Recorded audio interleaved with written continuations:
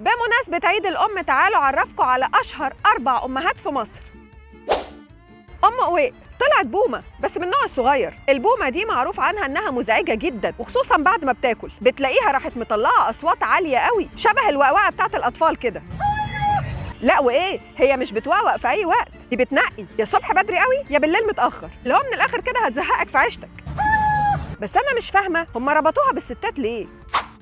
ام لطفي اللي بتنور وتطفي هي دي ام لطفي. اسمها الحقيقي نعيمه، كانت عايشه في اسكندريه في حي السياله. كانت متجوزه من تاجر غني جدا كان اسمه الحاج حوده لطفي، وكان متجوز 3 قبلها، يعني هي الزوجه الرابعه. الحاج حوده لطفي بقى كان نفسه في ولد، فقال لمراتاته ال4 اللي هتجيب فيكم الولد هديها عربيه بكار، ودي كانت افخم انواع العربيات وقتها. نعيمه بقى تسكت ابدا، حلفت ان العربيه دي ما حد ياخدها غيرها. مثلت على جوزها انها حامل، وراحت متفقه مع دايه انها تخطف ولد لسه مولود وتديه لها وتقول لامه الحقيقيه ان الولد مات. وفعلا الدايه عملت كده، وجابت نعيمه الولد للحاج حوده اللي سماه لطفي على اسم ابوه، بقت نعيمه ام لطفي. طب ليه ام لطفي دي بتنور وتطفي؟ نعيمه طبعا خدت العربيه، من كتر فرحتها بيها كانت طول ما هي سايقاها تقعد ترعش نور العربيه في عينين الناس. اما عمتهم شهرت جدا في اسكندريه كلها، سموها ام لطفي اللي بتنور وتطفي. بس برضه ربنا مش بيسيب حق حد ووقعها في شر اعمالها. بعد سنين الدايه دي مرضت وحست ان اجلها قرب، وقررت انها تريح ضميرها. قامت رايحه للحاج حوده لطفي قايله له على كل حاجه حصلت بينها وبين نعيمه، وطبعا الموضوع اتفضح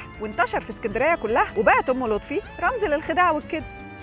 اعرفكم على احلى ام في مصر، ام علي. مين علي وليه امه اتشهرت قوي كده؟ ام علي دي بقى بيرجع تاريخها لعصر المماليك، وعلي هو ابن الحاكم عز الدين ايبك من مراته الاولانيه. لكن عز الدين ايبك كان ليه زوجه تانية مشهوره جدا اللي هي شجره الدر، كل المؤرخين قالوا انها اتجوزته علشان تدير السلطه من خلاله، بس هو لما وقف في طريقها قررت انها تقتله، وفعلا ده اللي حصل. مرات عز الدين ايبك الاولانيه لما عرفت كده قررت انها تنتقم من شجره الدر، قامت مسلطه عليها بعض الستات وموتوها باغرب طريقه فضلت محفوره في التاريخ لحد دلوقتي، رميا بالابائيد. ولما ماتت شجره الدر ام علي قررت انها تعمل نوع من الحلويات وتوزعه على الشعب احتفالا بانتصارها على شجره الدر، واللي كان عباره عن دقيق او رقاق محطوط عليهم سكر ولبن. ومن وقتها الشعب ساب شجره الدر ومسك في ام علي، وبقت اشهر نوع حلويات في مصر في العالم العربي كله.